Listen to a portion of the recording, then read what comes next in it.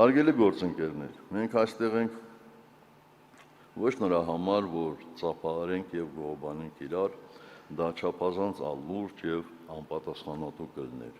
Մենք չպետք է վարանենք եւ պարտավոր ենք խոսել մեր սխալների ու ձախողումների մասին։ Եվ սա առաջին նման դեպքը չի։ Մեր կուսակցության օրինակով կարող ենք ասել, որ սխալների վերլուծությունը ոչ թե թուլացնում, այլ զորացնում է, որովհետև քաղաքական ուժը, որը չի կարողանում ընդունել իր անցյալը, չի կարող կառուցել ապագա։ Դա մեզ անկաշկանդ առաջ նայելու, սխալներից դասեր քաղելու, իրատեսորեն գործելու հնարավորություն կտա։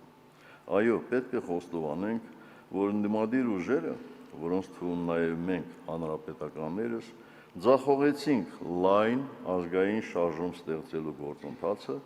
ընդհանուր նպատակի շուրջ ընդդիմադիր ուժերի միավորումը, որը կարող էր կանգնեցնել այս խելագարությունը։ Մենք մնացինք մասնատված, կասկածամիտ միմյանց հանդեպ,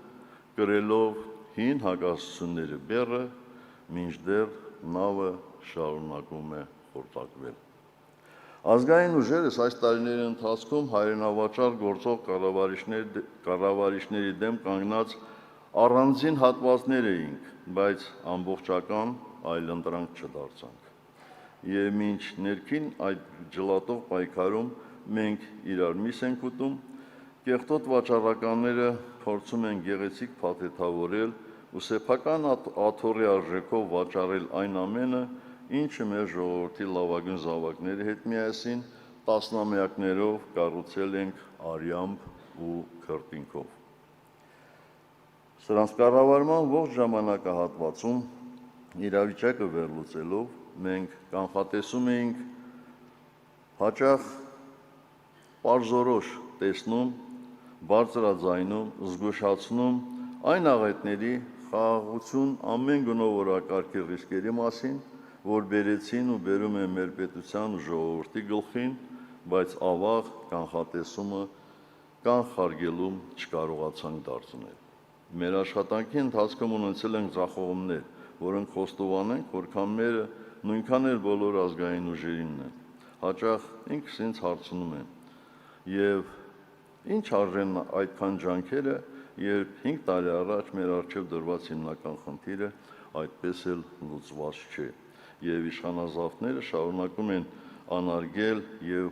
անամոթաբար քանդել պետության հիմքերը, երբ մեր հասարակությունը մնում է պառակտված, ընդդիմությունը անմիաբան,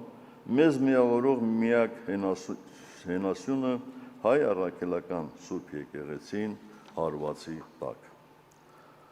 Այս հարցը շատերին կարող է տանել հուսահատության, բայց ոչ ինձ եւ ոչ էլ ձեզ, որ որպես հանրապետական անկախության բանակի շարքերից մինչև հայկական կանոնավոր բանակի շարքեր, մինչև բռնաճնշումների ենթարկվող ընդդիմության շարքեր, պատվով եք անցել ձեզ բաժին հասած փորձություններն ու անցնում եք մինչև հիմա։ Մենք պետք է հասկանանք, որտեղ ենք թերացել, որտեղ ենք սխալ հաշվարկել, մեր գործողություններից առաջ ինչ հանգամանքներ հաշվի չենք առել, այդ թվում կապիտուլյանտների վարքագիծը դիտարկելիս, ընդդիմադիր մեր գործընկերների վարքագիծը դիտարկելիս, որքանով ենք արդյունավետ աշխատել մեր հասարակության հետ, կարճ ասած, որոնք են մեր թույլ եւ ուժեղ կողմերը։ Ցանկացած քաղաքական ուժի համար սրանք մշտապես արդիական հարցեր են։ Պատկերացրել ենք արդյոք, որ պոպուլիստ իշխանազավթները կարող են օրոցերոկով ոտնահարել սահմանադրությունը, անտեսել գրված ու չգրված բոլոր բարոյական նորմերը, սեփական աթոռը պահելու դիմաց անամոթաբար վաճառել մեր ազգային արժեքները եւ չկրեն ոչ մի պատասխանատվություն։ Կապիտուլյանտը ժամանակին մեղադրում էր, թե գործող սահմանադրությունը Սերժ Սարգսյանի հագով կարված կոստյում է։ Իսկ հիմա արի ու տես,